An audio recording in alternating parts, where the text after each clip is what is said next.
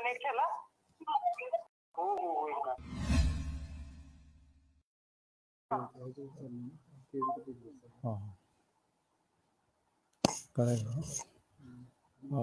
नमस्कार. Agricultural development trust संचलित कृषी विज्ञान केंद्र बारामती आणि प्रकल्प संचालक आत्मा पुणे यांच्या संयुक्त विद्यमाने आज आपण लाईव्ह आलेलो आहोत. आजचा आपला विषय आहे मुरघास व आजोला निर्मिती तंत्रज्ञान. आपल्याला कल्पना आहे की सध्या स्थितीमध्ये आपल्याला कल्पना आहे जगभरामध्ये कोरोनाच्या महामारीमुळे जगभरामध्ये हाहाकार माजलेला आहे आणि अशा परिस्थितीमध्ये आपल्याला एकत्र येऊन एका ठिकाणी येऊन कार्यक्रम घेता येत नाहीत. त्यामुळेच आपण आज लाईव्ह आलेलो आहोत. त्यानिमित्तानं मी ॲग्रिकल्चर डेव्हलपमेंट ट्रस्टच्या कृषी विज्ञान केंद्र बारामतीमार्फत सर्व शेतकरी बांधवांचं मी या ठिकाणी स्वागत करतो. काही शेतकरी आपल्याला आणखीन जॉईन होत आहेत कारण आपण गेल्या वर्षभरापासून आपण पाहतो की या कोरोनाच्या महामारीमुळं आपल्याला असे समोरासमोर किंवा असे लाईव्ह गर्दीचे होईल असे कार्यक्रम आपल्याला घेता येत नाहीत. परंतु अशी परिस्थिती असली तरी आपल्याला ते तंत्रज्ञान मात्र लोकांपर्यंत पोहोचलं पाहिजे आणि अशा वेळेस मग आपण ह्या वेगवेगळ्या माध्यमांचा वापर करून असे हे जे शेतीविषयक तंत्रज्ञान आहे, शेतीशी निगडीत व्यवसायांचे तंत्रज्ञान आहे, हे आपण शेतकऱ्यापर्यंत पोहोचवण्याचं काम या माध्यमातून करत आहोत. यासाठी आपल्याला कृषी ॲपच्या माध्यम आहे किंवा आपण वेगवेगळ्या फेसबुकच्या माध्यमातून असेल किंवा इतर सोशल मीडिया आहे, या माध्यमातून आपण शेतकऱ्यांपर्यंत पोहोचत आहोत आणि त्यांना हे जे शेतीविषयक अवगत तंत्रज्ञान आहे अवगत करण्याचं आपण काम या ठिकाणी करत आहोत. आजचा जो विषय आहे आपला तो मुरघास व आजोला निर्मिती तंत्रज्ञान हा विषय आहे आणि आपण बघतो की पश्चिम महाराष्ट्र असेल किंवा महाराष्ट्रामध्ये गावोगावी किंवा प्रत्येक जवळपास बहुतांश शेतकऱ्यांच्या घरी जनावरं असतात आणि या जनावरांना जो उन्हाळ्यामधले व्यवस्थापन असेल किंवा इतर सीझनमधले वेगवेगळे व्यवस्थापन असेल त्या व्यवस्थापनासंदर्भात आपण वेळोवेळी मार्गदर्शन केलेलेच आहे. आत्ता आपण बघतोय की सध्या टेम्परेचर महाराष्ट्रभर टेम्परेचर वाढलेलं आहे आणि आता थोडंसं मान्सूनपूर्व पावसाचे किंवा मान्सून येण्याचे दिवस जवळ येत चाललेले आहेत. अशा परिस्थितीमध्येच आपल्याला मुरघास असेल किंवा आजोला या संदर्भातले मार्गदर्शन आपण आमचे कृषी विज्ञान केंद्राचे तज्ज्ञ जे आहेत डॉक्टर रतन जाधव सर आहेत यांच्या मार्गदर्शन आपण आजच्या या कार्यक्रमामध्ये घेणार आहोत. त्याचबरोबर आता हे तांत्रिक माहिती तर डॉक्टर रतन जाधव आपल्याला देणारच आहेत, परंतु या मुरघास किंवा आजोला तंत्रज्ञानाचा वापर करून शेतकऱ्यांना काय फायदा झालेला आहे या संदर्भातलं सुद्धा आपल्याला एक शेतकऱ्याचा अनुभव जे जळगाव कप बारामती तालुक्यातले गाव आहे या ठिकाणचे श्री सुनील जगताप आहेत. त्यांचाही एक मुक्त संचार गोठा आहे. त्या गोट्याचे त्यांचं व्यवस्थापन उत्तम आहे आणि त्यांना दूधही चांगलं मिळत असतं आणि अशा परिस्थितीमध्ये त्यांनी मुरघासाचा वापर करून दुष्काळी परिस्थितीमध्ये त्यांनी कसं त्याचं महत्त्व जाणून घेऊन त्याच्यावरती काम केलेलं आहे आणि त्यांच्याबरोबरच आपल्या गावातील इतर सहकाऱ्यांना हे मुरघास तंत्रज्ञान स्वीकारण्यास भाग पाडलेलं आहे. त्याचबरोबर मग ते आजोला निर्मितीचं काम असेल किंवा त्याचंही महत्त्व आहे. तर हे जनावरांच्या आहारामधलं या दोन्ही गोष्टीचं जे महत्त्व आहे आणि ते आहारात झालेच, परंतु आपल्याला दुष्काळी परिस्थितीमध्ये सुद्धा या दोन्ही जे आहे मुरघास असेल किंवा आजोला यांचं महत्त्व जे आहे हे आपण त्यामुळं आपण जाणून घेणारच आहोत. हे करत असतानाच आपल्याला आपण पाहतोय की सध्याच्या या परिस्थितीमध्ये बऱ्याच वेळेस सध्या दुधाच्या मार्केटिंग संदर्भातले सुद्धा काही अडचणी आहेत किंवा या संदर्भातले आणखीन दूध उत्पादन वाढ होणे आहे किंवा जनावरांच्या आजारासंदर्भातले आपण याविषयी सुद्धा वेगवेगळं मार्गदर्शन घेतलेलं आहे. परंतु आजचा आपला जो मेन फोकस असणार आहे तो असणार आहे मुरघास आणि आजोला निर्मिती. सध्या आपण बघतो की आपण महाराष्ट्रामध्ये जर विचार केला तर पश्चिम महाराष्ट्रामध्ये थोडंसं दुधाचं उत्पादन जास्त आहे आणि दुधाचं उत्पादन म्हणण्यापेक्षा आपण जनावरांची संख्या प्रत्येक घरोघरी जे आहे जनावरं असतील किंवा शेतकरी हे सांभाळणारे जे शेतकरी आहेत हे जास्त आहेत आणि त्यामुळंच आपण त्यांना आत्ता उन्हाळ्यामध्ये चारा व्यवस्थापन बऱ्याचदा असं शेतकऱ्यांच्या अनुभवातून असं जाणवलेलं आहे की शेतकऱ्यांना पावसाळ्यामध्ये आणि हिवाळ्यामध्ये बऱ्यापैकी जनावरांसाठी चारा उपलब्ध असतो, परंतु मुख्य अडचण ही उन्हाळ्यामध्ये असते आणि उन्हाळ्यामध्ये मग चारा कमी जर होत असेल तर अशा वेळेस त्यांना मग विकत चारा घेऊन जर जनावराला द्यायचा असेल तर तो मात्र खूप महाग जातो.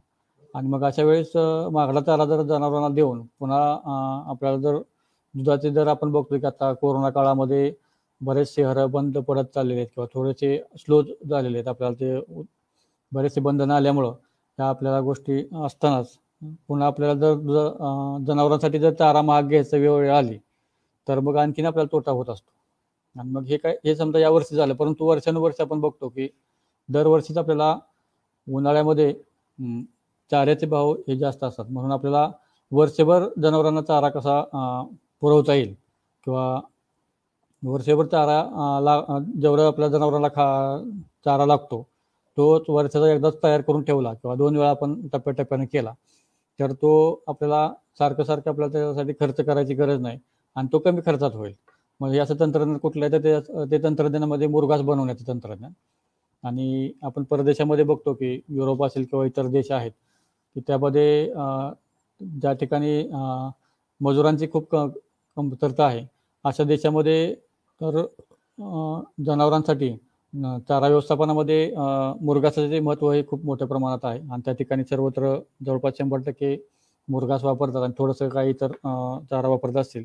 पण त्या बाबतीतले जी काय माहिती आहे ही माहिती आपल्याला आमचे कृषी विज्ञान केंद्राचे डॉक्टर जाधव सर आहेत. हे आपल्याला मुरघास आणि आजोला या दोन्हीही बाबतचे जे महत्त्व आहे आणि त्याचं व्यवस्थापन कसं करावं आणि त्यांना दररोज किती प्रमाणात कुठल्या स्टेजच्या गायला किती प्रमाणात दिलं पाहिजे या संदर्भातली सर्व तांत्रिक माहिती ही आपल्याला त्यांच्यामार्फत दिली जाणार आहे. तर आपण आता आणि या दरम्यानच पुढं आपल्याला त्यांची मार्गदर्शन चालू असतानाच एका शेतकऱ्याचे अनुभव जे मगाशी मी तुम्हाला म्हणलं की सुनील जगताप साहेब आहेत, हे शेतकरी जळगाव सुपे या गावचे, त्यांचे आपल्याला मार्गदर्शन या ठिकाणी होणार आहे. तर आत्ता मी डॉक्टर रतन जाधव सरांना विनंती करतो की त्यांनी आपले मुरघास आणि आजोला तंत्रज्ञानाविषयी आपलं प्रेझेंटेशन या ठिकाणी सर्व शेतकरी बांधवांना द्यावे.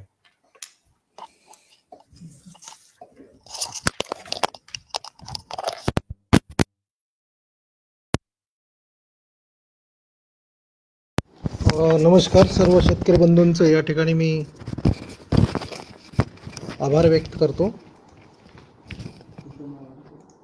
आणि मुरघास या तंत्रज्ञानासंदर्भात आपण सविस्तर माहिती घेऊयात.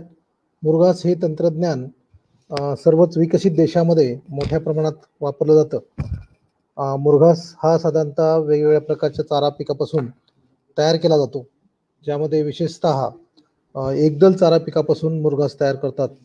आणि म्हणून आपल्याला पुढील भावी काळामध्ये मुरघास तयार करण्यासाठी आता खरीप हंगाम पुढे आलेला आहे आणि त्यामुळे खरीप हंगामामध्ये आपल्याला वेगवेगळ्या प्रकारच्या चारा पिकाचं नियोजन करायचं असेल तर आपल्याला मुरघासाचं किती प्रमाणात मुरघास तयार करावायचा आहे, आपल्याकडे जनावरांची संख्या किती आहे, आपल्याला शॉर्टेज साधारणतः किती दिवस असणार आहे, त्यानुसार आपल्याला साधारणतः मुरघासाचं नियोजन करायला पाहिजे.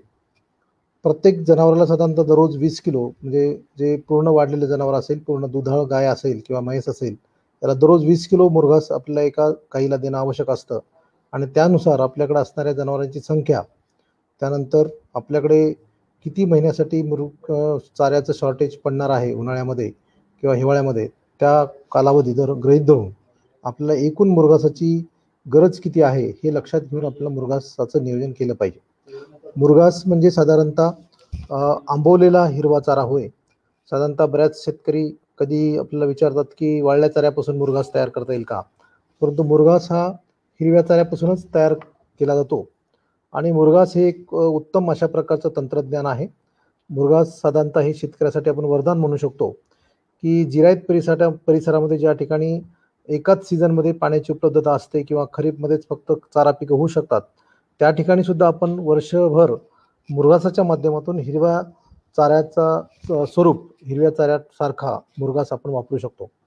मुरघास म्हणजे साधारणतः हवाविरहित आणि पाणीविरहित जागेमध्ये हवाबंद ठिकाणी साठवून ठेवलेला हिरवा चारा म्हणजे मुरघास होय. मुरघास तयार करताना या हिरव्या चाऱ्यामध्ये काही पेशी, जिवंत पेशी असतात, त्या पेशी श्वसन करत असतात आणि श्वसनामधून कार्बन डायऑक्साईड तयार होतो आणि कार्बन डायऑक्साईड तयार झाल्यानंतर त्याचं रूपांतर पाण्याबरोबर होऊन काही कार्बोलिक आम्ल तयार होतात. त्याचबरोबर आपण मुरघास तयार करताना काही कल्चर, सायलेज कल्चर आपण त्यामध्ये टाकतो की ज्यामुळे साधारणतः चाऱ्यामध्ये असणाऱ्या साखरेचं रूपांतर हे लॅक्टिक आम्लामध्ये होतं. म्हणजे साधारणतः हे जे सूक्ष्म जीवाणू असतात ते जीवाणू साखरेचं रूपांतर लॅक्टिक आम्लामध्ये करतात आणि लॅक्टिक आम्लाचं प्रमाण ह्या चाऱ्यामध्ये वाढतं आणि त्यामुळे हे आम्लाचं प्रमाण वाढल्यामुळे हा हिरवा चारा जो आहे तो चारा सुरक्षित साठवून ठेवला जातो. म्हणजे थोडक्यात त्याला कन्झर्वेशन मेथड म्हणतात, कन्झर्व केला जातो.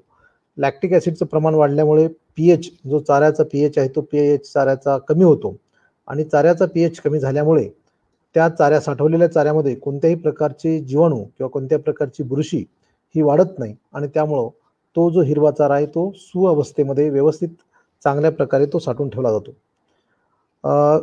परदेशामध्ये जे विकसित देशामध्ये विशेषतः हा नेदरलँड असेल, इस्रायल असेल, अमेरिका असेल किंवा इतर सर्व जे प्रगत देश आहेत त्या प्रगत देशामध्ये दुग्ध व्यवसाय हा फार मोठ्या प्रमाणात म्हणजे थोडक्यात कमर्शियल व्यावसायिक दुग्ध व्यवसाय केला जातो आणि खूप मोठ्या प्रमाणात गायीची संख्या ठेवली जाते. म्हणजे कमीत कमी 70 गायीपेक्षाही जास्त सगळे गोठे त्यांचे मोठे असतात आणि 1000 गायी 2000 गायी एका ठिकाणी ठेवल्या जातात आणि त्यामुळं दररोज शेतामध्ये जाऊन चारा कापून आणणे आणि दररोज चाऱ्याची कुट्टी करून ते जनावराला देणं ते शक्य होत नाही आणि दररोज आपल्याला शेतामध्ये जाणं शक्य होत नाही किंवा प्रत्येक अवस्थेमधला चारा आपल्याला देणं शक्य होत नाही की योग्य अवस्थेमधला चारा आपल्याला देणं शक्य होत नाही. पण मुरघासाच्या माध्यमातून आपण एक योग्य अवस्थेमधला एक आपण न्यूट्रिशियस ज्याला म्हणू की पौष्टिक चारा जनावराला देऊ शकतो.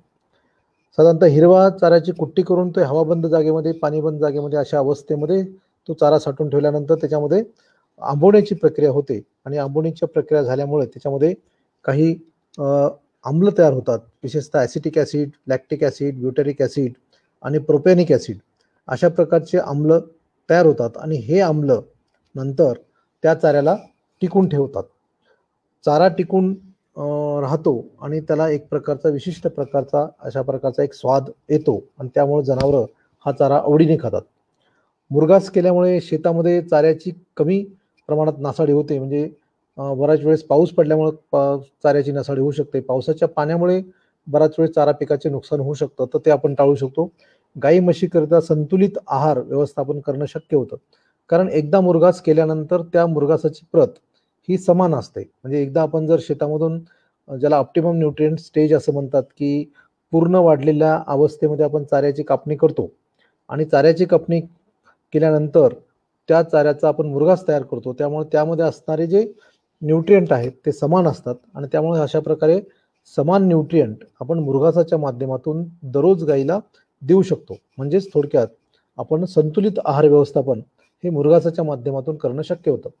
मुरघासाच्या स्वरूपात जनावरांना आपल्याला एक पौष्टिक चांगला चारा आपल्याला देता येतो की जे बऱ्याच वेळेस शेतकरी म्हणतात की ऊस दिला तर चालेल का? तर ऊस हे जनावरांचं खाद्य नसून ऊस हा आपल्याला साखर निर्माण करण्यासाठीचं साधन आहे आणि म्हणून ऊस हे चाऱ्याएवढा पौष्टिक असणार नाही. ऊसामध्ये प्रथिनाचं प्रमाण कमी आहे, लिग्निनचं प्रमाण जास्त आहे. बऱ्याच वेळेस त्याच्यामुळं जनावरं उलटतात. त्यामुळं जे चारा पिकं आहेत त्या चारा पिकाच्या पौष्टिक अवस्थेमध्ये कापणी करून त्याचा मुरघास आपल्याला तयार करता येतो. त्याच्यामध्ये असेल की ज्वारी असेल, मका असेल, हायब्रिड नेपियर काही प्रमाणात आपल्याला त्याच्यात वापरता येईल, मार्वेल गवत आपल्याला त्या प्रमाणात त्याच्यात काही प्रमाणात वापरता येईल. काही वेळेस जर चारा टंचाई असेल तर वाढे आपल्याला काही 25% प्रमाणात त्याच्यात वापरता येईल. आणि म्हणून की जे पौष्टिक चारे आहेत त्या पौष्टिक चाऱ्यापासून मुरघास तयार केला जातो आणि त्यामुळे हा मुरघास आपल्या जनावरांसाठी पौष्टिक ठरतो.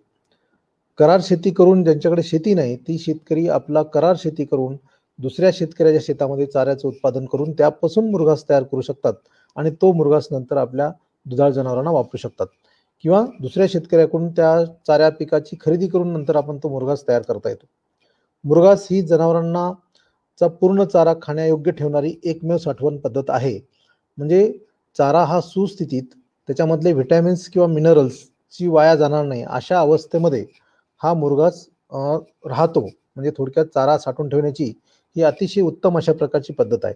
चारा साठवून ठेवण्याच्या 2-3 पद्धती आहेत, ज्यामध्ये मुरघास एक पद्धत आहे, सायलेज मेकिंग एक पद्धत आहे, दुसरा हे मेकिंग एक पद्धत आहे, हिलेज एक पद्धत आहे आणि वाळून चारा ठेवण्याची एक पद्धत आहे. तर चारा वाळवून ठेवल्यामुळे त्याच्यात बरेचसे जे अन्न घटक आहेत, विशेषतः मिनरल्स आणि व्हिटॅमिन्स, त्याचे प्रमाण कमी होतं. त्यानंतर प्रथिनाचं प्रमाण पण कमी होतं आणि ऊर्जेचं प्रमाण पण कमी होतं. त्यामुळं मुरघासाच्या स्वरूपात आपण सर्वच मूलद्रव्य, सर्वच अन्नद्रव्य त्या चाऱ्यामध्ये साठवून ठेवू शकतो. वर्षभर मुरघासाच्या स्वरूपात आपला चारा साठवून ठेवता येतो. म्हणजे एकदाच चारा आपण केला तर तो वर्षभर पुरेल एवढा चारा आपण त्या मुरघासाच्या स्वरूपात साठवून ठेवता येतो. आणि साधारणतः 1 घनफूट जागेमध्ये 20 किलो चारा आपल्याला ठेवता येतो. मुरघास बनवण्यास पिकाखालची जमीन साधारणतः 1 महिने अगोदर लवकर रिकामी होते. त्यामुळे दुसरं पीक आपल्याला लवकर घेणं शक्य होतं. साधारणतः मुरघास बनवण्यासाठी 90 ते 95 दिवस वय असणारी मका आपण कापू शकतो. म्हणजे मका ज्या कणसातली दाणे ही भाजून खाण्याच्या अवस्थेमध्ये आल्यानंतर मका पिकाची कापणी केली जाते आणि त्यामुळं एकाच दिवशी सगळं शेत रिकामं होतं आणि त्यामुळं साधारण 1 महिना अगोदर आपल्या चारा पिकाचं क्षेत्र मोकळं होतं आणि त्यामुळं सर्वसाधारणपणे 1 महिना लवकर आपण आपलं शेत मोकळं करू शकतो. त्यामुळे पुढचं पिकाचं नियोजन करणं हे शक्य होतं. त्यानंतर मुरघास बंदिस्त जागेत असल्याने त्याला कुठल्याही प्रकारची आग लागण्याची शक्यता नसते. उन्हाळ्यामध्ये काही वेळेस वाळल्या चाऱ्याला आग लागण्याचा धोका असतो. तशा प्रकारची आग लागण्याचा धोका या मुरघासाला नाही. हा खड्ड्यामध्ये, टँकमध्ये किंवा बॅगमध्ये केला जातो. मुरघासामध्ये प्रथिनाचं प्रमाण, कॅरोटीन म्हणजे साधारणतः व्हिटॅमिन एचं प्रमाण आणि लॅक्टिक आम्लाचं प्रमाण हे जास्त असतं आणि त्यामुळे ते जनावरांना पौष्टिक ठरतं. मुरघास रुचकर, स्वादिष्ट आणि सौम्य रेचक, हे थोडक्यात जे जनावरांचं पचन आहे ते पचन चांगल्या प्रकारे होतं आणि शेण जे बाहेर पडण्याची प्रक्रिया आहे ती सुद्धा व्यवस्थित प्रकारे होते. ज्यालाच आपण रेचक गुणधर्म सुद्धा त्याच्यामध्ये आहे. स्वादिष्ट आहे, पौष्टिक आहे आणि तो इतर घटकांची पौष्टिकता सुद्धा वाढवतो. साधारणतः वाळलेल्या चाऱ्याबरोबर आपण मुरघास मिक्स करून देऊ शकतो आणि त्यामुळे मुरघासामुळे वाळलेल्या चाऱ्याची सुद्धा पौष्टिकता वाढते. म्हणजे वाळलेला चारा सुद्धा जनावर चांगला आवडीने खातात आणि म्हणून वाळल्या चाऱ्याबरोबर आपण मुरघास मिक्स करून देऊ शकतो. त्यामुळे वाळला चारा पण जनावरं चांगल्या प्रकारे खाऊ शकतात. वाळल्या चाऱ्याची कुट्टी करूनच आपल्याला द्यायला पाहिजे आणि मुरघासाची पौष्टिकता वाळल्या चाऱ्याच्या पौष्टिकतेपेक्षा उत्तम असते आणि म्हणून आपण कमी पौष्टिकता असणारा घटक आणि जास्त पौष्टिकता असणारा घटक एकत्र मिक्स करून देऊ शकतो. मुरघास टंचाईच्या काळामध्ये आपल्याला वापरणं शक्य आहे की ज्या ठिकाणी ड्रॉट सिच्युएशन असेल, दुष्काळी परिस्थिती आहे किंवा पुढे चालून पाऊस पडणार नाही आहे, एकाच पावसाच्या पाण्यावर आपल्या चारा पीक घेऊन आपल्याला ती साठवून ठेवायचं असेल तर आपण त्यानुसार प्लॅनिंग करू शकतो की आपला जे हवामानशास्त्र विभाग आहे, हवामानशास्त्र विभागाच्या माध्यमातून आपल्याला माहिती मिळाल्यानंतर पुढे जर दुष्काळ पडण्याची शक्यता असेल तर आपण अगोदरच त्याचं नियोजन करून पुढे जे दुष्काळ येणार आहे त्या दुष्काळासाठी आपण चारा पिकाचं नियोजन करू शकतो. आणि मुरघास हा साधारणतः दररोज मुरघास आणण्यासाठी आपल्याला शेतात जाण्याची गरज नाही. कारण हिरवा चारा आपण ज्यावेळेस ज्याला ग्रीन फॉडर फिडिंग सिस्टीम म्हणतात, जर हिरवा चारा वापरून आपण जर गाईचं व्यवस्थापन करणार असू तर दररोज आपल्याला शेतामध्ये चारा कापणी करण्यासाठी जावे लागते. म्हणजे हिरवा चारा आपल्याला दररोज शेतामध्ये जाऊन कापून आणावा लागतो आणि त्यामुळे दररोज आपल्याला कापण्यासाठी समजा प्रत्येक लेबरला एक 10 गाईचा जनावरचा गोठा असेल तर त्याला 2 तास वेळ लागतो. त्याचप्रमाणे दररोज शेतामध्ये जावं लागतं, दररोज शेतामधून तो चारा वाहतूक करून आणावा लागतो आणि त्यामुळे वाहतूक करण्यासाठीचा खर्च, पेट्रोल डिझेलचा खर्च सुद्धा वाढतो. त्यामुळे साधारणतः आपण असा विचार केला की साधारणतः 7,000 किलोमीटरसाठी, म्हणजे दररोज आपल्याला जर 10 किलोमीटर जाण्या येण्यासाठी जर प्रवास होत असेल तर वर्षभराचा साधारणतः 7,000 ते 7,200 किलोमीटरचा प्रवास आपला कमी होतो. त्यामुळे त्या 7,200 किलोमीटरसाठी लागणारं जे डिझेल, पेट्रोल आहे त्याच्यावरचा खर्च आपला कमी होतो. आपण हे चारा एकाच दिवशी किंवा 2च दिवसामध्ये सगळा चारा आपण ट्रॅक्टरच्या माध्यमातून वाहतूक करून आणू शकतो. अदरवाईज तो ट्रॅक्टर आपल्याला दररोज शेतामध्ये 1-2 टन चारा आणण्यासाठी घेऊन जावा लागतो आणि त्यामुळं त्या ट्रॅक्टरची होणारी जी वाहतूक आहे ती जास्त होऊ शकते किंवा इतर मोटरसायकल असेल किंवा इतर बैलगाड्या असतील त्याची सुद्धा वाहतूक जास्त होऊ शकते. उत्तम प्रकारचा मुरघास तयार करण्यासाठी साधारणतः मका असेल, ज्वारी असेल, बाजरी असेल, मार्वेल असेल, ओट असेल, ह्या चारा पिकापासून आपण मुरघास तयार करू शकतो. म्हणजे थोडक्यात एकदल चाऱ्यापासून मुरघास तयार करतात, परंतु मका आणि ज्वारीच्या चाऱ्यापासून आपण उत्तम प्रतीचा मुरघास तयार करू शकतो. परंतु काही वेळेस आपल्याला खर्च कमी करण्यासाठी किंवा मुरघासावरीलचा खर्च कमी करण्यासाठी, त्याची कॉस्ट कमी करण्यासाठी आपण हायब्रिड नेपियरचा चारा 25% या प्रमाणात, म्हणजे 75% मका आणि 25% हायब्रिड नेपियरचा चारा आपण त्याच्यामध्ये वापरू शकतो किंवा 25% ऊसाचे वाडे आपण त्याच्यामध्ये वापरू शकतो. 50% मका आणि 50% कडवळ याचा आपण चांगल्या प्रकारे उत्तम प्रतीचा मुरघास तयार करू शकतो. मुरघास तयार करण्याच्या पद्धती व नियोजनामध्ये मुरघास आपण 3 प्रकारे मुरघास तयार करता येतो. एक जमिनीच्या खाली खड्डा करून त्या खड्ड्यामध्ये प्लास्टिक पेपर टाकून आपण त्याच्यामध्ये मुरघास भरू शकतो. प्लास्टिक पेपर वापरताना हा 300 मायक्रॉनचा HDPE या प्रकारचाच पेपर आपल्याला वापरणं आवश्यक आहे. त्याच्यानंतर दुसरी जी पद्धत आहे ते सरफेस टँक, ज्याला म्हणतात NDDB आनंद यांनी ही विकसित केलेली आणि शिफारस केलेली पद्धत आहे. साधारणतः जमिनीच्या वर एक 5 ते 6 फूट उंचीचा टँक बांधून त्या टँकमध्ये आपण मुरघास साठवून ठेवता येतो. साधारणतः 30 फूट लांब, 12 फूट रुंद आणि 5 फूट उंचीच्या या टँकमध्ये साधारणतः 30 टनाचा मुरघास आपण करू शकतो. म्हणजे साधारणतः 1.5 म्हणजे 1.5 एकर क्षेत्रावरील चाऱ्याचा मुरघास आपण या टँकमध्ये भरू शकतो. साधारणतः 30 फूट लांब, 12 फूट रुंद आणि 5 फूट उंचीच्या ह्या टँकमध्ये आपल्याला 30 टनाचा मुरघास तयार करता येतो. त्याचप्रमाणे बॅग पद्धत आहे की ज्या ठिकाणी 2-3 जनावरांची संख्या आहे किंवा शेळ्यांची एक 10-15 शेळ्यांची संख्या आहे किंवा मेंढ्यांची संख्या आहे, अशा ठिकाणी आपल्याला बॅग पद्धतीने मुरघास तयार करता येतो. म्हणजे 1000 किलोच्या बॅग मार्केटमध्ये आता उपलब्ध आहेत. तर हे 1000 किलोच्या बॅग्स आपण घेऊन त्या बॅगच्या माध्यमातून आपण मुरघास तयार करून ठेवू शकतो. आपल्याला जेवढ्या टनाचा मुरघास तयार करायचा आहे तेवढ्या टनाचा मुरघास आपण तयार करू शकतो. दूध उत्पादनाकडे किती जनावरे आहेत, त्या जनावरांना किती दिवसासाठी मुरघास आपल्याला द्यायचा आहे, आपल्याला दररोज किती मुरघास वापरायचा, त्याच्यानुसार आपण त्याचं नियोजन करून आपल्याला मुरघास तयार करता येतो. साधारणतः उदाहरणार्थ आपण जर पाहिले की 4 जनावर आपल्याकडे जर असतील आणि 4 महिने आपल्याला जर चारा कमी पडत असेल तर दररोज साधारणतः आपल्याला एक 80 ते 100 किलो चारा लागतो. आणि 80 ते 100 किलो चारा म्हणजे साधारणतः आपल्याला 4 महिन्याला 10 टन चारा लागतो. आणि 10 टन चारा करण्यासाठी आपल्याला साधारणतः एक 20 फूट लांब, 6 फूट रुंद आणि 5 फूट खोल अशा प्रकारचा खड्डा आपण जमिनीच्या खाली किंवा जमिनीच्या वर टँक आपण बांधू शकतो आणि त्या टँकमध्ये आपण 10 टनाचा मुरघास हे भरून ठेवू शकतो. खड्ड्याची खोली त्या भागातील जमिनीच्या पाण्याच्या पातळीवर अवलंबून असते. साधारणतः ज्या भागामध्ये पाण्याची पातळी वर आहे त्या ठिकाणी खड्डा पद्धतीने आपला मुरघास तयार करता येणार नाही, कारण खड्डा तयार करतानाच त्याच्यामध्ये पाणी लागेल. आणि म्हणून ज्या ठिकाणी पाण्याची पातळी खोल आहे अशा परिसरामध्ये आपण खड्डा पद्धतीने मुरघास करू शकतो. खड्डा पद्धतीने मुरघास केल्यानंतर अचानक जर पाऊस आला तर त्या खड्ड्यामध्ये पाऊस जाऊ शकतो आणि म्हणून त्याच्यामध्ये खूप मोठ्या प्रमाणात नासाडी होऊ शकते. आणि म्हणून आपण 2 पद्धतीची जास्त शिफारस करू शकतो, ज्याच्यामध्ये जमिनीच्या वरचा टँक, ज्याला सरफेस टँक म्हणतात, या सरफेस टँक मेथडच्या माध्यमातून आपण मुरघास तयार करता येतो. त्याचप्रमाणे बॅग पद्धतीने आपल्याला मुरघास तयार करता येतो. सरफेस टँक पद्धतीमध्ये आपल्याला ट्रॅक्टरच्या सहाय्याने साधारणतः मुरघास आपला पूर्णपणे प्रेस करता येतो. त्यामुळे हे थोडीशी मेकॅनिकल पद्धत आहे. बॅगमध्ये आपल्याला बॅगच्या वर माणसं किंवा धुमसाने आपल्याला तो दाबावा लागतो किंवा माणसं आपल्याला तुडवण्यासाठी त्यामध्ये ठेवायला लागतात. तर मुरघास भरण्याची पद्धत साधारणतः चारा फुलोरा अवस्थेच्या पुढच्या अवस्थे म्हणजे साधारणतः चिकाच्या अवस्थेमध्ये किंवा दाणे भरण्याच्या अवस्थेमध्ये चारा आल्यानंतर साधारणतः कणस ज्यावेळेस आपण मक्याचे कणस ज्यावेळेस भाजून खातो अशा अवस्थेमध्ये किंवा ज्वारीपासून आपल्याला मुरघास करायचा असेल कडवळापासून, तर त्या कडवळाची कणसातील दाणे हे चिकाच्या अवस्थेत आल्यानंतर त्या मुरघासासाठी तो चारा आपल्याला वापरता येतो. मार्वेल जर आपल्याला त्याचा वापरायचा असेल तर त्याच्यात फुलोरा अवस्थेमध्ये आल्यानंतर मार्वेल गवत आपल्याला त्याच्यात वापरता येतं. त्यानंतर बाजरीचा चारा असेल किंवा हायब्रिड नेपेर असेल तर ते 55-60 दिवसाचा चारा असताना तो आपल्याला त्याच्यात वापरता येतो. ऊसाचे वाडे असेल तर ते हिरवेगार ऊसाचे वाडे आपल्याला त्याच्यात 25% प्रमाणात वापरता येतात. किंवा हत्ती घास जो असेल तो हत्ती घास फक्त 25% प्रमाणात आपण मक्याबरोबर किंवा कडवळाबरोबर आपण वापरू शकतो.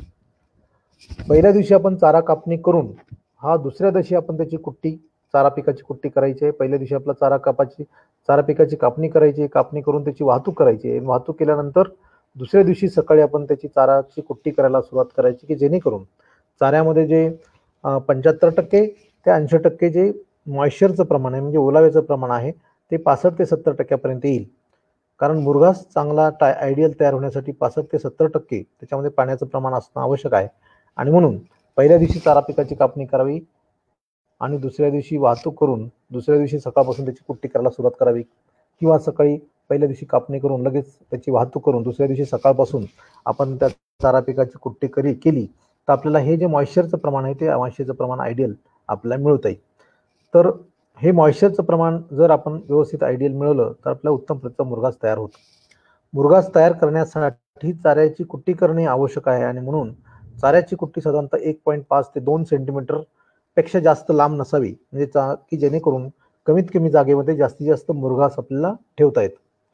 मुरघासाचा खड्डा हा केल्यानंतर स्वच्छ करून त्याच्यानंतर किंवा मुरघासाचा टँक असेल तर तो टँक पूर्णपणे चांगला स्वच्छ करून नंतर त्याच्यामध्ये आपल्याला प्लास्टिक पेपर अंथरायचा असतो आणि प्लास्टिक पेपर अंथरून नंतर तो खड्डा भरायला सुरुवात करायची आहे. खड्डा भरण्यासाठी साधारणतः एक ते 1.5 फुटाचा थर टाकल्यानंतर त्या थरावर आपण सायलेज कल्चर फवारायचं आहे.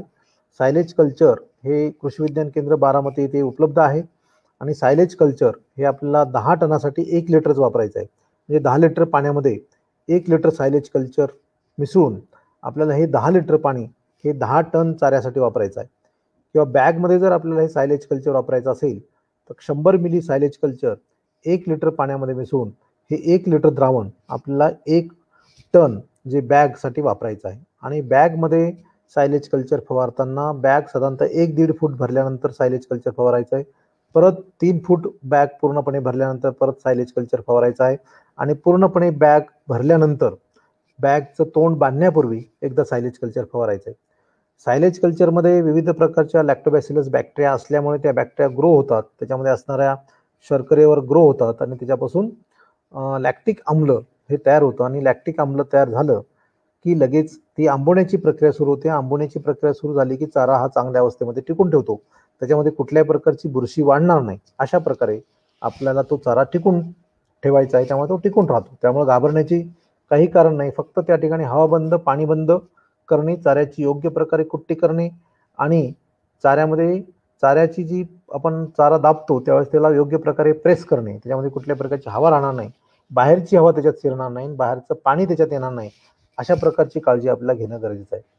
दाबलेल्या चाऱ्याच्या कुट्टीचा थर जमिनीपासून साधारणतः 1-1.5 फूट झाल्यानंतर परत आपल्याला त्याच्यावर जर दुसऱ्या दिवशी आपल्याला चारा भरायचा असेल तर पॉलिथिनचा प्लास्टिकचा पेपर त्यावर झाकून ठेवायचा आणि नंतर परत दुसऱ्या दिवशी आपल्याला त्याच्यावर चारा आपल्याला भरता येतो. प्लास्टिकचा तर हे पूर्ण चारा दाबल्यानंतर चारा पूर्णपणे आपला खड्ड्याच्या वर साधारणतः 1.5-2 फूट आल्यानंतर त्याला प्लास्टिकच्या पेपरने पूर्णपणे झाकायचा. म्हणजे आता पूर्ण खड्डा आपला पूर्ण भरलेला आहे, तो खड्ड्याच्या वर 1-1.5 फूट आला पाहिजे, कारण तो चारा मुरल्यानंतर परत 1-1.5 फूट खड्डा खाली बसू शकतो, म्हणजे खाली चारा दबतो आणि म्हणून 1 ते 1.5 फूट खड्ड्याच्या वर तो चारा आला पाहिजे. आणि त्याच्यानंतर आपण त्याच्यावर प्लास्टिकचा पेपर टाकायचा आहे. प्लास्टिकचा पेपर टाकल्यानंतर त्यात वर आणि एक गवताचा थर, वाळलेल्या गवताचा थर आपण देऊ शकतो आणि त्या वाळलेल्या गवताच्या थराच्या वर आपण चिखलाने तो पूर्णपणे जो मुरघासाचा टँक आहे तो आपण पूर्णपणे सील करू शकतो. चिखलाचा थर जर आपण त्याच्यावर चांगला दिला तर तो खड्डा थंड राहतो, त्याच्यानंतर खड्ड्यामध्ये ऊन लागत नाही, प्लास्टिक पेपर सु अवस्थेत राहतो आणि त्याच्यानंतर पाऊस जरी पडला तर पाऊस त्याच्यावरून वाहून जातो, प्लास्टिक पेपरवरून वाहून जातो. त्यामुळे खड्ड्यामध्ये कुठेही पाऊस शिरणार नाही आणि इझिली पावसाचं पाणी सुद्धा त्याच्यावरून निघून जाईल. खड्डा काढताना आपण चिखल मातीने खड्ड्यात सील जर केला असेल तर खड्डा काढताना सुद्धा आपल्याला ते सोपं पडतं. मग जेवढा भागातला आपला मुरघास काढायचा आहे तेवढा समोरच्या बाजूने तोंडाकडून तो मुरघासाचा खड्डा उघडून आपण आपल्या गरजेप्रमाणे तो मुरघास काढून घेऊन नंतर तो परत आहे तशा अवस्थेमध्ये तो प्लास्टिक पेपरने झाकून तो मुरघास आपण ठेवू शकतो. पाण्यापासून संरक्षण करण्यासाठी त्यावर आपल्याला HDP फिल्म 300 मायक्रॉनचा प्लास्टिक पेपर, तुम्हाला अगोदर सांगितल्याप्रमाणे आपण 300 मायक्रॉनचा पण वापरू शकतो, 500 मायक्रॉनचा पण वापरू शकतो, परंतु तो HDP प्रकारचाच असावा की जेणेकरून तो उन्हाने फाटणार नाही, उन्हाने त्याला ब्रेक काही कट जाणार नाहीत किंवा ते त्याचे तुकडे पडणार नाहीत आणि म्हणून तो 3-4 वर्षापर्यंत हा HDP पेपर आपल्याला वापरू शकतो. पण म्हणजे ती 4 वर्ष तरी किमान हा HDP पेपर आपल्याला वापरता येतो. कुठल्याही प्रकारचे छिद्र त्याला पडत नाहीत. मुरघास तयार होण्यासाठी साधारणतः 40 ते 45 दिवसाचा कालावधी लागतो आणि 40-45 दिवसाच्या कालावधीमध्ये ही जी आंबवण्याची प्रक्रिया आहे ती आंबवण्याची प्रक्रिया पूर्ण होते आणि नंतर मुरघास तयार होतो.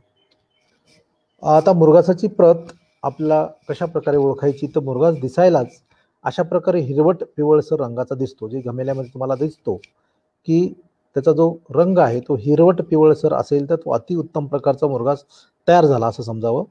कंस असतील त्याच्यामध्ये तुटलेली कट झालेली तर कंसातील दाणे आपल्याला स्पष्टपणे चांगल्या प्रकारे दिसतात. त्यानंतर मुरघास व्यवस्थित जर दाबला गेला नसेल तर मग त्याच्यात बुरशी वाढण्याची शक्यता असते.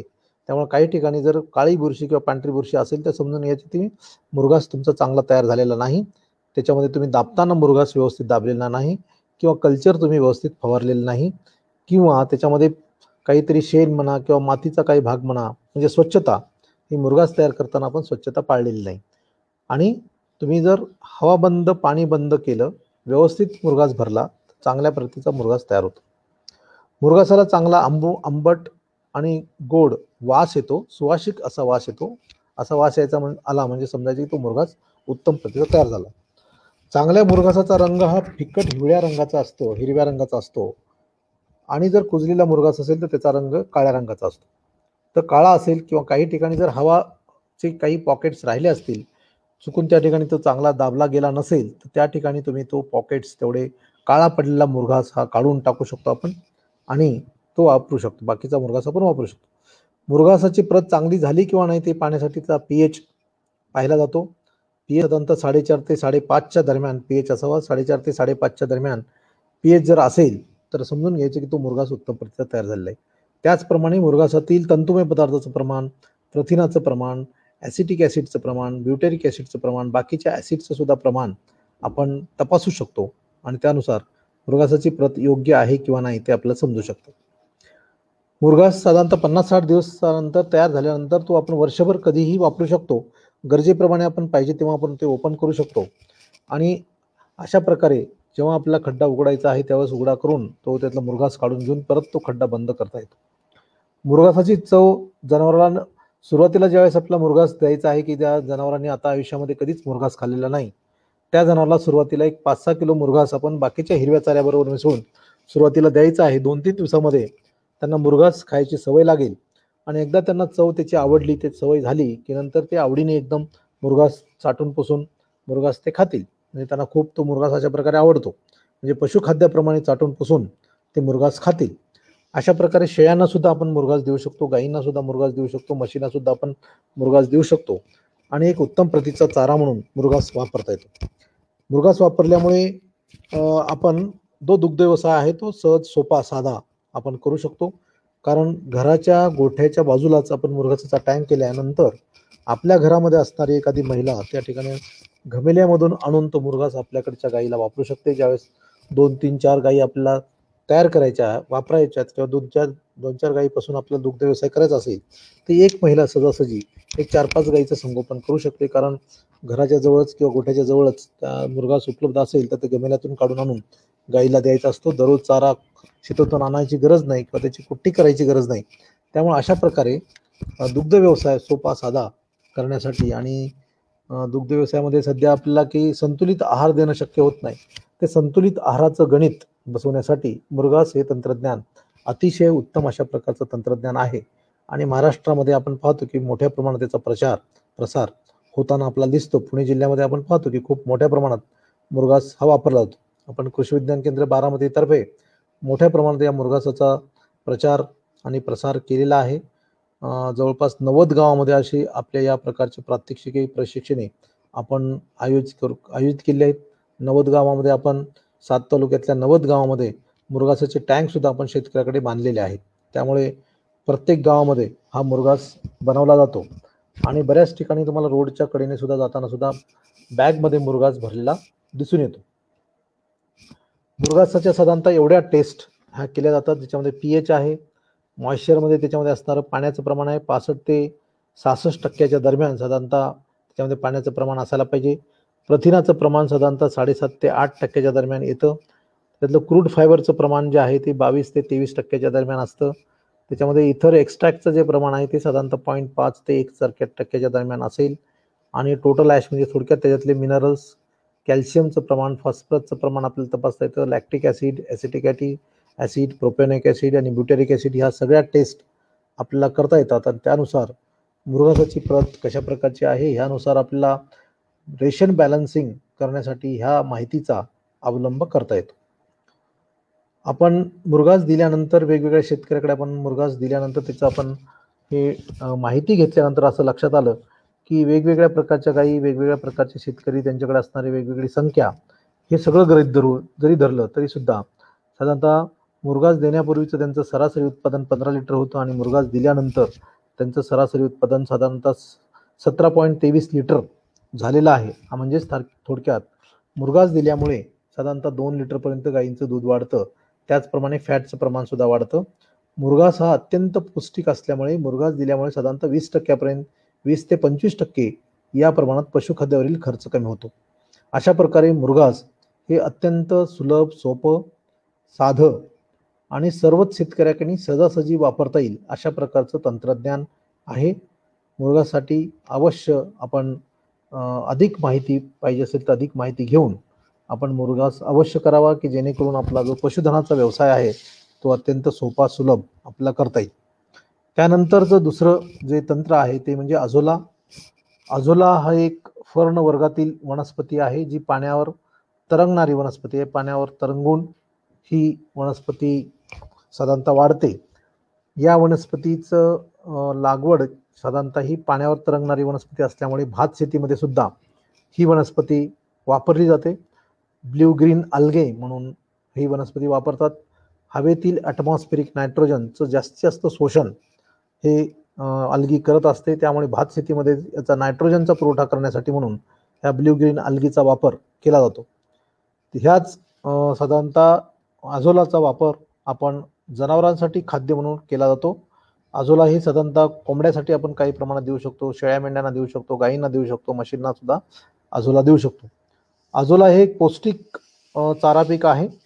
अझोलामध्ये साधारणतः कॅरोटीन असेल, B12 व्हिटॅमिन्स असेल, प्रोटीन असेल, फॉस्फरस असेल, कॅल्शियम सुद्धा काही प्रमाणात आहे. म्हणजेच थोडक्यात सूक्ष्म अन्नद्रव्य ज्याच्यामध्ये लोह, सोडियम, मॅग्नेशियम, सल्फर, तांबे, कोबाल्ट आणि जस्त ही सुद्धा अति सूक्ष्म प्रमाणात ही सूक्ष्म अन्नद्रव्ये त्याच्यात आपल्याला आढळून येतात.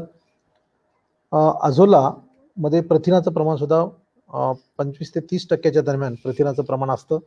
परंतु अझोल्यामध्ये पाण्याचं प्रमाण सुद्धा 88% असतं. म्हणजे कोरड्या भागाचं प्रमाण हे 12%च असतं. म्हणजे कोरड्या भागाचं प्रमाण खूप कमी आहे.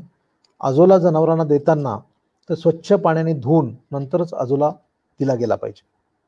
अझोला देताना आपण जे इतर गव्हाचा भुसा असेल किंवा इतर कोरडा वाळलेला चारा असेल किंवा गव्हाचा काड असेल, या गव्हाच्या काडाबरोबर मिसळून आपण तो अझोला जनावरांना देऊ शकतो. दररोज आपण 2 किलोपासून 5 किलोपर्यंत अझोला हा जनावरांना आपण देऊ शकतो. अझोला तयार करण्यासाठी अशा प्रकारचे 10 फूट लांब आणि 4 फूट रुंदीचे बेड्स आपण जमिनीच्या खाली किंवा जमिनीच्या वर तयार करू शकतो. विटा ठेवून आपण जमिनीच्या वर अशा प्रकारे बेड तयार करू शकतो किंवा जमिनीच्या खाली 1 फूट खड्डा खोदून त्या खड्ड्यामध्ये प्लास्टिकचा पेपर टाकून, काळ्या रंगाचा प्लास्टिकचा पेपर असेल किंवा ब्ल्यू रंगाचा प्लास्टिकचा पेपर असेल, तो पेपर टाकून आपण खड्डा तयार करू शकतो किंवा वाफा तयार करू शकतो. हे 10 फूट लांब आणि 4 फूट रुंदच्या वाफ्यामध्ये साधारणतः 30 किलो माती आपल्याला जी शेताच्या बांधावरची माती असेल किंवा वडाखालची माती असेल किंवा वरवळची माती असेल, ती माती आपण एक 30 किलो त्या प्लास्टिक पेपर टाकल्यानंतर त्याच्या बॉटमला टाकायची आहे. त्यानंतर 7 ते 8 किलो शेण घेऊन त्या शेणाची स्लरी तयार करायची आहे. त्या स्लरीमध्ये 10 लिटर पाणी टाकून 7 ते 8 किलो शेण प्लस 10 ते 12 लिटर पाणी घेऊन त्याची स्लरी तयार करायची आहे. त्यानंतर ती स्लरी, त्या स्लरीमध्ये 50 ग्रॅम सुपर फॉस्फेट आणि 50 ग्रॅम आपण जे जनावरांना मिनरल मिक्सचर देतो ते मिनरल मिक्सचर 50 ग्रॅम मिसळायचं आहे. अशा प्रकारे हे मिश्रण त्या मातीवर आपल्याला टाकायचं आहे. हे मिश्रण सगळं त्या मातीवर टाकल्यानंतर परत आपल्याला पाणी त्याच्यामध्ये भरायचं. त्या खड्ड्यामध्ये किंवा जो काही बेड आपण केलेला आहे अझोलासाठी, त्या बेडमध्ये आपल्याला पाणी भरायचं आहे. पाणी भरून ती माती आणि स्लरी सगळी एकजीव होईल अशा प्रकारे ते ढवळून घ्यायचं आहे. आणि ढवळून घेतल्यानंतर दुसऱ्या दिवशी किंवा तिसऱ्या दिवशी तुम्ही त्याच्यामध्ये अझोलाचं कल्चर सोडू शकता.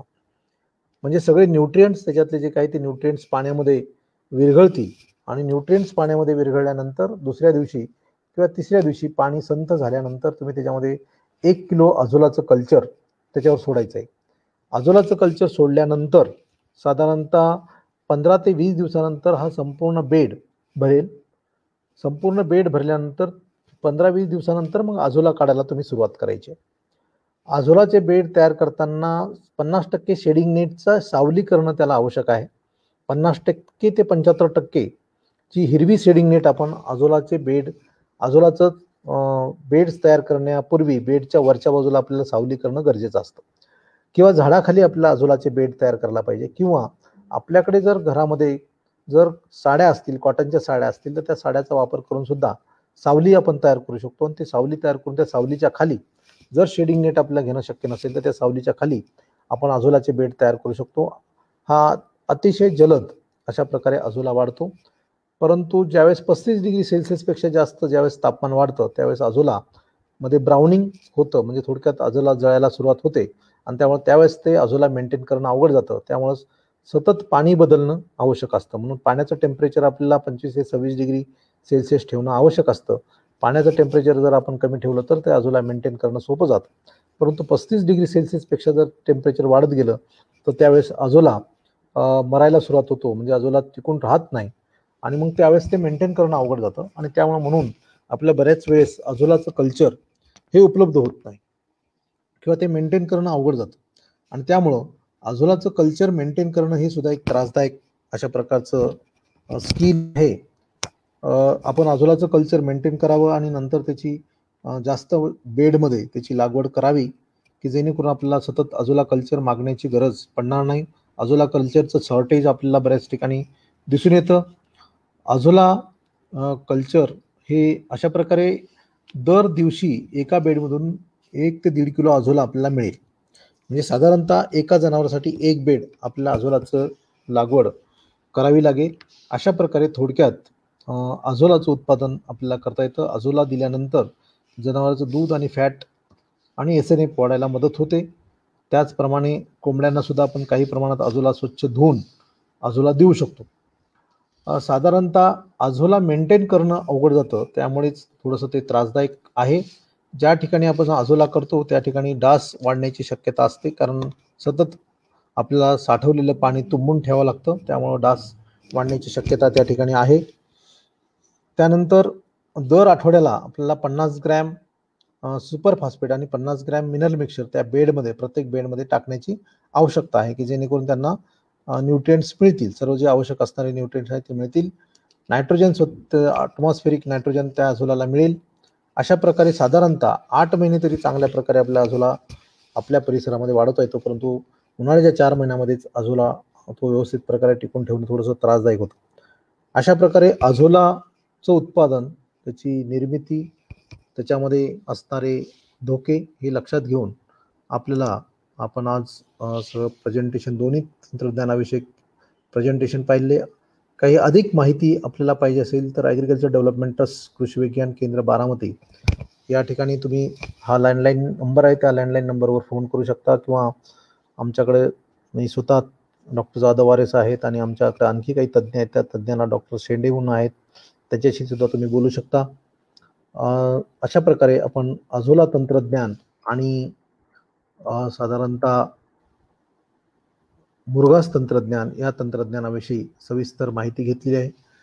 चॅट बॉक्समध्ये बरेचसे प्रश्न मला दिसत आहेत, त्या प्रश्नाची उत्तर आपण बघूया. परंतु एक अझोला बियाणे उपलब्ध आहे का? अझोला बियाणे मी तुम्हाला आत्ताच सांगितले की सध्या तरी अझोला बियाणं आपल्याकडे सध्या उपलब्ध नाही, परंतु काही दिवसानंतर अझोला बियाणं आपल्याकडे उपलब्ध होईल. अझोला कल्चर हे पुण्यातील जे मायक्रोबायोलॉजी डिपार्टमेंट आहे त्या डिपार्टमेंटमध्ये मिळतं किंवा कृषी विज्ञान केंद्र बारामतीकडे काही दिवसानंतर ते उपलब्ध होईल. आता लगेच ते उपलब्ध नाही, आम्ही ते उपलब्ध करण्याचा प्रयत्न करू.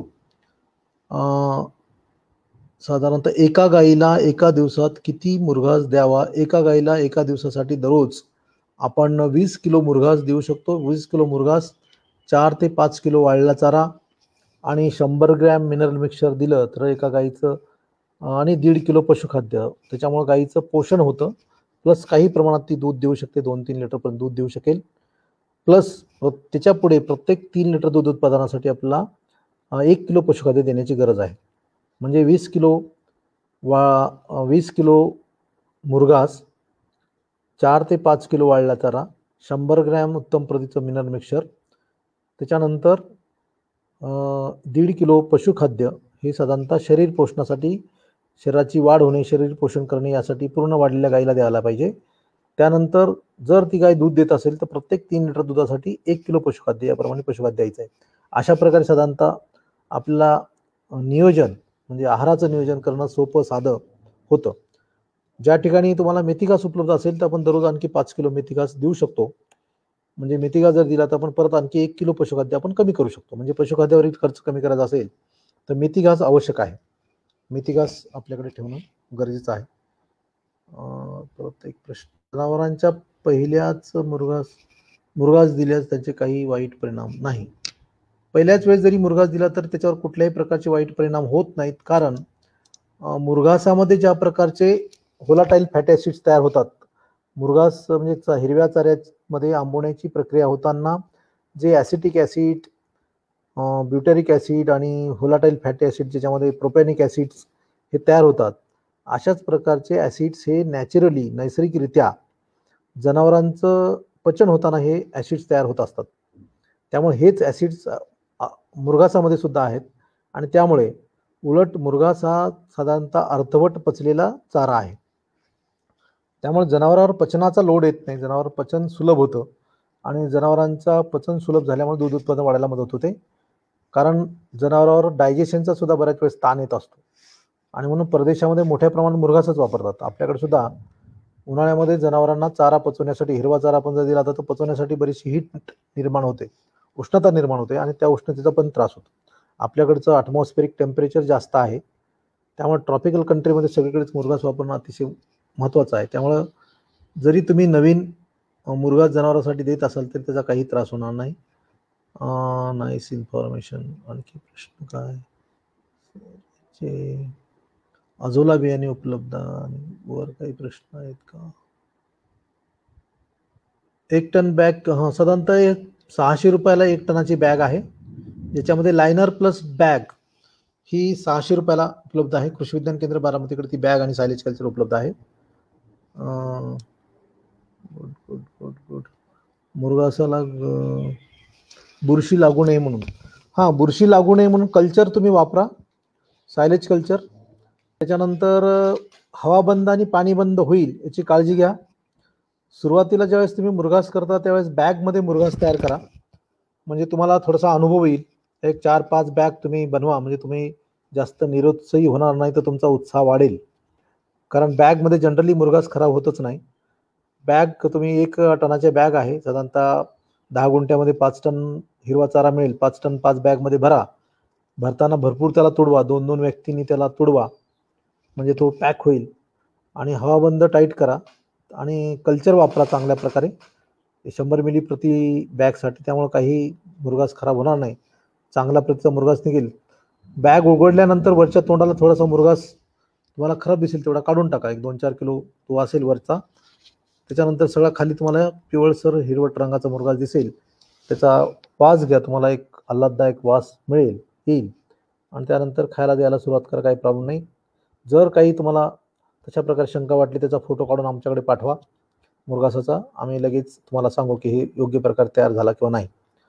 नुसता मुरघास टाकला तर जनावरालाच काही त्रास, नुसताच मुरघास टाकता येणार नाही. नुसताच मुरघास मध्ये तुम्हाला वाळला चारा देणं आवश्यक आहे.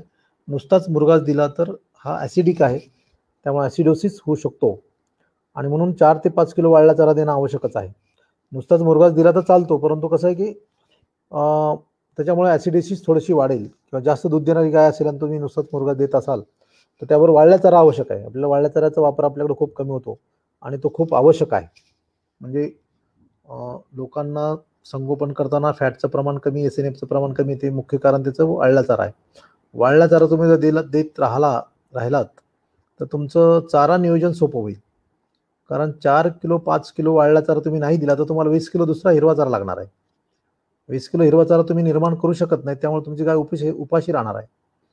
त्यामुळे वाळला चारा हा अतिशय महत्त्वाचा आहे, त्याचा स्टॉक करणं गरजेचं आहे. वाळला चारा स्टॉकच केला पाहिजे. खूप छान, धन्यवाद. इफेक्ट होतो का नाही व्हिडिओ आहे, मुरघास तंत्रज्ञान आमची यूट्यूबवर एक व्हिडिओ आहे, त्याच्यामध्ये आणखी सविस्तर माहिती त्याच्यात दिलेली आहे. आणि आम्ही 200 टनाचा जो काही ज्यावेळेस पहिला टँक बांधला होता त्यावेळेस आमच्याकडे जवळपास 4 टँक आहेत. आता 500 टनाचे जवळपास आमच्याकडे आणखी 4 टँक आहेत, म्हणजे 2000 टन आम्ही मुरघास करतो आणि आमच्या सगळ्या 500 गायी पूर्णपणे मुरघासावरच आहेत. आत्ताचे व्हिडिओ सर, आत्ताचा एक व्हिडिओ आमचा आहे मुरघास इन बॅग. तुम्ही रिक्वेस्ट पाठवा, आमच्याकडे फोन नंबर आहे 90-750-170-93, 90-750-170-93. या नंबरवर तुम्ही रिक्वेस्ट पाठवा. नंबर पुन्हा मी तुमच्याकडे स्क्रोलवर असेल किंवा नसेल तर 90-750-170-93 या नंबरवर तुमची रिक्वेस्ट पाठवल्यानंतर आम्ही तुम्हाला ते व्हिडिओ शेअर करू. त्याच्यावरच्या मुरघास तंत्रज्ञान ही यूट्यूबवर आपली मुरघासा संदर्भाची एक शास्त्रीय माहिती असणारी व्हिडिओ फिल्म आहे. त्याचप्रमाणे सायलेज मेकिंग इन बॅग ही सुद्धा एक 5 मिनिटाची व्हिडिओ क्लिप आहे, ती आमच्याकडे उपलब्ध आहे, ती आम्ही तुम्हाला पाठवू शकतो. बॅगमध्ये कशा प्रकारे मुरघास तयार करतात त्या संदर्भातली प्रॅक्टिकल टिप्स. 1 एकरमध्ये किती मुरघास बनतो? 1 एकरमध्ये 20 टनाचा मुरघास तयार होतो. कडवळ असेल तर 16 ते 18 टनाचा मुरघास तयार होतो. आणि 1 एकर चांगली मका असेल तर साधारणतः 20 टनाचा मुरघास तयार होतो. हा शुभम गायकवाड यांनी विचारलेला प्रश्न आहे. प्रशांत कुलकर्णी, बालाजी जाधव, उमेश शिंदे, त्याच्यानंतर संतोष यादव, बरेच शेतकरी उमेश शिंदे आहेत, त्याच्यानंतर शांताराम खंडलकर, त्यानंतर तानाजी दादाम, त्याच्यानंतर विठ्ठल नाळे, त्याच्यानंतर सुदर्शन खांडेलकर आणि प्रशांत कुलकर्णी, त्यानंतर सुदर्शन खंडेलकर, त्यानंतर केतन गायकवाड वगैरे अशा प्रकारे. त्याच्यानंतर गोविंद शंकर विभूते, बालाजी जाधव पाटील या सर्वांनी प्रश्न विचारलेत. अतिशय उत्तम अशा प्रकारचे प्रश्न आहेत आणि प्रॅक्टिकल प्रश्न आहेत सर्व. मला अतिशय आनंद होतोय की अशा प्रकारचे प्रश्न आपण विचारले, त्यामुळे अनेक शेतकऱ्यांना त्याच्या ज्या काही शंका आहेत त्या शंका सुद्धा दूर झाल्या. म्हणजे 1 एकरमध्ये साधारणतः 20 टनाचा मुरघास तयार होतो जर मका आपण चांगलं चारा पीक केलं तर. नमस्कार. उसाच्या वाड्यापासून मुरघास पद्धत. उसाच्या वाड्यापासून, नुसत्या वाड्यापासून मुरघास तयार करता येणार नाही. मुरघास तयार होऊ शकतो परंतु चांगल्या प्रतीचा मुरघास तयार होत नाही. साहेबराव तुळे यांचा प्रश्न आहे. तर उसाच्या वाड्यापासून मुरघास तयार होतो पण ते उसाचे वाडे चांगले प्रेस होत नाहीत, त्याच्यामध्ये गॅप राहू शकतो आणि त्यामुळे बुरशी थोडी वाढते. परंतु उसाचे वाडे तुम्ही 50% मॅक्झिमम आणि 50% तुमचे मका, चांगल्या प्रतीचा मका म्हणजे कंसामध्ये दाणे भरलेला मका, ह्या अवस्थेमध्ये तुम्ही मुरघास तयार करू शकता मॅक्झिमम. आणि ते साधारणतः मध्यम दूध उत्पादन देणाऱ्या गायीमध्ये देऊ शकता. साधारणतः ज्या गायीची दूध उत्पादन क्षमता 15 ते 20 लिटरच्या दरम्यान आहे अशा गायीमध्ये तुम्ही देऊ शकता. पण ज्या गायीची दूध उत्पादन क्षमता 20 लिटरपेक्षा जास्त आहे अशा गायींना आपण हा देऊ शकत नाही, कारण त्यांची न्यूट्रिएंटची रिक्वायरमेंट जास्त आहे आणि वाड्यामध्ये ऑक्झॅलेटचं प्रमाण जास्त असतं आणि त्यामुळे ऑक्झॅलेटचं जर जास्त गेलं तर कॅल्शियम फॉस्फरसचं प्रमाण कमी होऊ शकतं आणि म्हणून आम्ही वाडे जास्त रेकमेंड करत नाही. 20 किलोपेक्षा जास्त दिला तर काय अडचण येईल का? 20 किलोपेक्षा जास्त दिला तर ॲसिडोसिस वाढेल. 20 किलो सफिशियंट आहे. म्हणजे 20 किलोमधून 6.5 किलो जवळपास ड्राय मॅटर मिळताना एवढं सफिशियंट आहे. 2/3 जे पाहिजे आपल्याला तेवढं फॉरेजेसमधून मिळतं. मुरघास 20 किलोपेक्षा जर गाय मोठी असेल, 550-600 किलोपेक्षा जर गाय मोठी असेल तर तुम्ही देऊ शकता 20 किलोपेक्षा जास्त. पण त्यावेळी 4 ते 5 किलोचा वाळला चारा आवश्यक आहे, हे कंपल्सरी आहे, नाही तर ॲसिडोसिस होईल. मुरघास आणि अझोला एकत्र मुरघास आणि अझोला एकत्र आपण देऊ शकतो. अझोला 1-2 किलो फक्त द्यायचा आहे, त्याच्यापासून फक्त 200 ग्रॅमच ड्राय मॅटर मिळेल. त्यामुळे जर तो ओलाच आहे, त्याच्यामध्ये 90% जवळपास पाणीच आहे, त्यामुळे फार त्याच्यातून काही मिळणार नाही. प्रल्हाद वरे यांचा शेतकऱ्यांना उपयुक्त माहिती मिळाली असं फीडबॅक आहे. नरेंद्र अमने सर नंबर सांगा. 90-750-170-93. राजू लोनो, thank you sir, thank you. Markand Kale, मुरघास काय? मुरघासमध्ये ॲडिशनल सप्लिमेंट टाकायची गरज आहे का? नाही, मुरघासमध्ये कुठल्याही प्रकारची ॲडिशनल सप्लिमेंट टाकण्याची गरज नाही. मुरघासमध्ये फक्त सायलेज कल्चर टाकायची गरज आहे. कारण आपण जर युरिया टाकलं तर प्रोटीनचे प्रमाण वाढू शकतं, परंतु नॉन प्रोटीन नायट्रोजनस कंपाऊंड जास्त गेल्यामुळे पुढे चालून जनावरांमध्ये प्रॉब्लेम होऊ शकतो. त्यामुळं त्याच्यात युरिया किंवा बाकीचे घटक टाकण्याची आवश्यकता नाही. कल्चर कसं बनवायचं? कल्चर आपल्याला लॅबमध्ये बनवावं लागतं, बाय कंट्रोल लॅबमध्ये ते बनवलं जातं. त्याचे मदर कल्चर मेंटेन करावे लागतात आणि त्यामुळे जे बाय कंट्रोल लॅब आहे किंवा बाय कंट्रोल हे आहे त्याच ठिकाणी ते बनवलं जातं. फोटो घेतला का?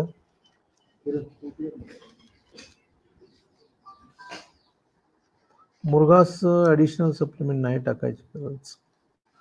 छान माहिती. ओके, मांडकीवरून फीडबॅक आहे श्रीकांत जगताप यांची. मुरघासमध्ये बुरशी कोठे कशामुळे निघतात? साधारणतः बुरशी तुमची चाऱ्यामध्ये त्याचा सोर्स असतो किंवा आजूबाजूला काही बुरशी असते, ती बुरशी त्याच्यामध्ये वाढू शकते आणि त्यामुळे मुरघास तयार करताना तुम्ही जर हवा बंद पाणी बंद जर केलं त्याला तर बुरशी वाढणार नाही. बुरशीचा सोर्स म्हणजे परिसर. तुमचा परिसर असेल, चारा असेल, कोठा असेल, परिसरातली माती असेल, त्याच्यामध्ये बुरशी असू शकते, त्यामधून ती बुरशी वाढू शकते. तिथे हवा जर गेली नाही तर बुरशी वाढणार नाही. आणि लॅक्टिक ॲसिड जर लवकर चांगल्या प्रकारे तयार झालं त्या ठिकाणी तर बुरशी वाढणार नाही त्या ठिकाणी. एका मुरघास पिशवीत किती वेळा मुरघास तयार? 3 वेळा मुरघास तयार करतो तो एका पिशवीमध्ये. प्रशांत नाईक यांचा प्रश्न आहे. तर 3 वेळा ती पिशवी पुन्हा पुन्हा वापरता येते. HDP प्रकारची पिशवी असते ती, त्यामुळे 3 वेळेस वापर करता येतो आपल्याला. 170 ते 180 मायक्रॉनची ती पिशवी असते प्लस लायनर प्रत्येक वेळेस आपल्याला दुसरा नवीन घ्यावा लागतो. मुरघासाठी कोणते मका बियाणे? तर साधारणतः सिंजंटा कंपनी आहे, ॲडव्हान्टा कंपनी आहे, त्याच्यानंतर पायनियर कंपन्यांचे बियाणे आहेत, ज्याच्यामध्ये PSC 751 आहे, P3396 आहे, P3502 आहे आणि परत आणखी नवीन काही सिंजंटाची एक व्हरायटी आता आलेली आहे मुरघासाठी. त्याच्यानंतर आणखी एक ॲडव्हान्टाची नवीन व्हरायटी आलेली आहे, मला नंबर सांगता येणार नाही, परंतु मक्याच्या व्हरायटी आहेत. आफ्रिकन टॉल तुम्ही व्हरायटी वापरू शकता. हायटेकच्या काही व्हरायटी आहेत. तर ह्या व्हरायटी आपण मुरघासाठी वापरू शकतात. गाईला पूर्ण दिवसात किती वेळा? 2 वेळा खायला द्यायचं आहे, सकाळी आणि संध्याकाळी. संतोष यादव यांचा प्रश्न आहे. तर गाईला साधारणतः 2 वेळेस खायला द्यायचं आहे, सकाळी आणि संध्याकाळी. 2 वेळा पुरेसा आहे. खायला पुरेसं द्या, मोजून द्या, म्हणजे त्यांना ते जास्त वेळ देण्याची गरज पडणार नाही. ओके. तर ओके, थँक्यू, धन्यवाद सर्वांनी अतिशय उत्तम प्रकारे प्रश्न विचारल्यामुळे. आणि ह्या विषया सुनील जगताप, आपले अनुभव तुम्ही कथन करा थोडेसे. आपल्याबरोबर एक शेतकरी जोडलेले आहेत, सुनील जगताप. तर सुनील जगताप हे सगळा ड्राय भाग आहे, जिरायत क्षेत्र आहे आणि या ठिकाणी साधारणतः गावामध्ये जवळपास 100पेक्षा जास्त शेतकरी मुरघास तयार करतात. जळगाव कपमध्ये 100पेक्षा जास्त मुरघास तयार करतात. जळगाव कपमध्ये आपण पहिला शेतकऱ्याच्या शेतावरचा प्रयोग केला होता आणि त्यानंतर जळगाव सुप्यामध्ये. त्यामुळे त्या परिसरातले शेतकरी भरपूर मुरघास तयार करतात. त्यांच्याकडे जवळपास 30 ते 35 लिटर दूध असणाऱ्या गायी आहेत. त्याच्यामुळे सुनील जगताप, बोला तुम्ही.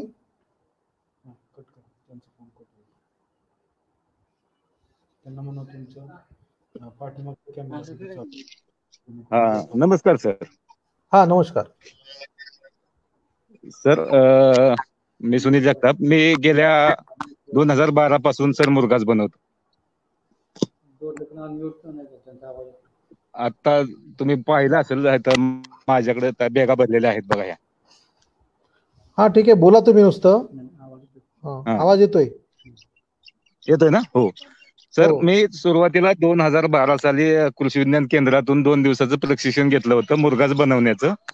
आणि 2012 साली मी आमच्या ग्रामीण भागात सगळ्यात प्रथम मुरघास केला.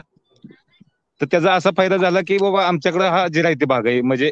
आणि 2012 साली केला त्यावेळेला आमच्याकडं आमच्या गावाचं दुधाचं संकलन हे 5 ते 5.5 हजार लिटर होतं.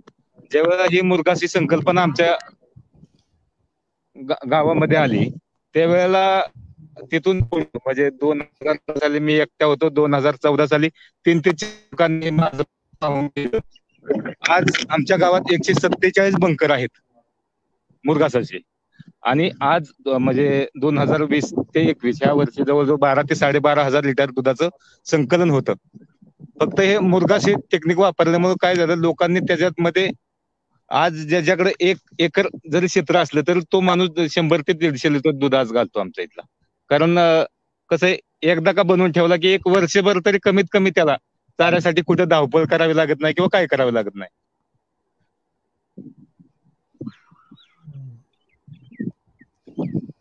ओके, धन्यवाद.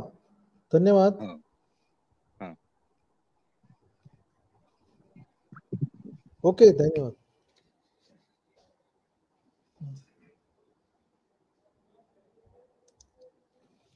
ठीक आहे ना मॅडमशी बोला.